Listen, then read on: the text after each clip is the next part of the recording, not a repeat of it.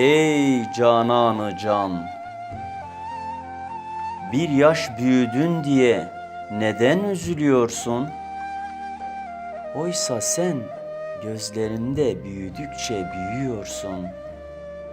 Bana ten değil, sen lazımsın. Çünkü azığımsın. Kendimi sende buldum. Sen benim gönül bağımsın.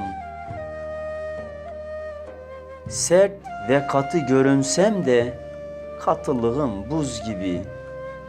İçindeki sevgi o buzu eriten tuz gibi. Ay gibi parlak olsan da sen benim güneşimsin. Şem gibi yanıyorum ben. Sen benim ateşimsin. Sanki büyücüsün sen. Çok iyi büyülüyorsun. Sözlerinle mest, gözlerinle derdest ediyorsun. Her kirpiğin birer tuş. Gözlerin sanki kumanda. Yerimde oynatıyorsun. Perişanım şu anda.